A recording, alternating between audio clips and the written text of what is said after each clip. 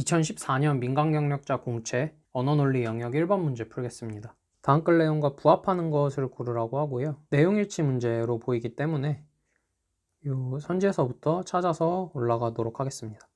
5번부터 확인을 해보면 화랑도는 신라의 신분제도를 해체하는 데 기여를 했답니다.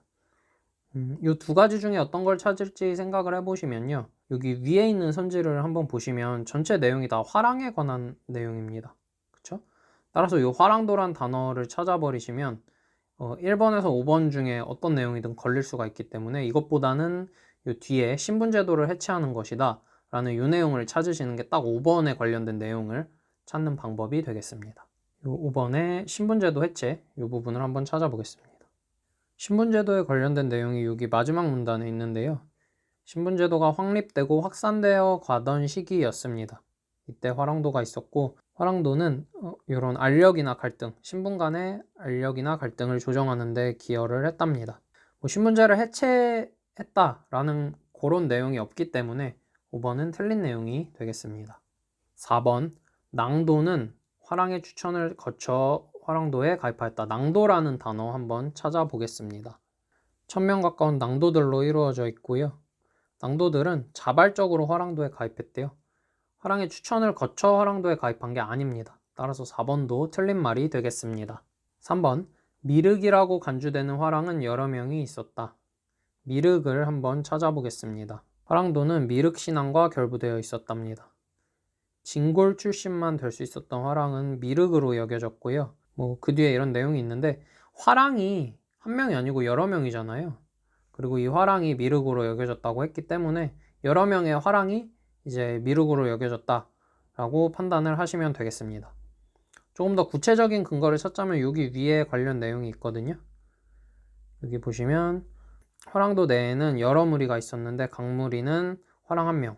무리당 화랑이 한 명 있으므로 여러 무리가 있으니까 화랑이 여러 명이 존재한다라는 것에 대한 근거가 되겠죠. 따라서 3번은 맞는 선지가 되고요. 3번이 답이 됩니다. 이게 만약에 3번이 틀린 선지였고 저희가 맞는 선지를 골라야 하는데 3번이 틀린 선지였다면 이렇게 두 부분을 다 찾지 않고 그냥 이 정도 부분만 본 상태에서 그냥 동그라미인지 X인지 확인을 하지 마시고 그냥 넘어가는 게 좋다고 저는 생각을 합니다.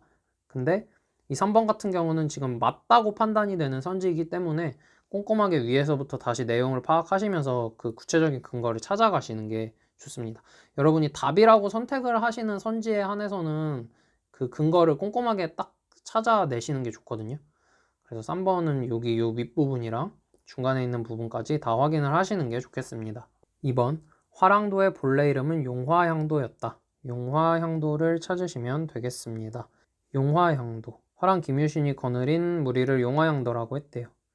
본래 이름이 아닙니다. 그냥 김유신이 거느린 무리를 용화향도라고 하는 거죠. 따라서 2번 틀린 얘기가 되고요. 1번 평민도 화랑이 될 수 있었다. 평민을 한번 찾아보시면요. 진골 이하 평민에 이르기까지의 낭도들로 구성이 됐대요. 여기 내용을 읽어보시면 화랑 1명, 그리고 승려 1명, 그리고 진골 이하 평민으로 이루어진 낭도 1000명인데 화랑은 이 무리의 중심인물로 진골 귀족 가운데 낭도의 추대를 받아 선발되었대요.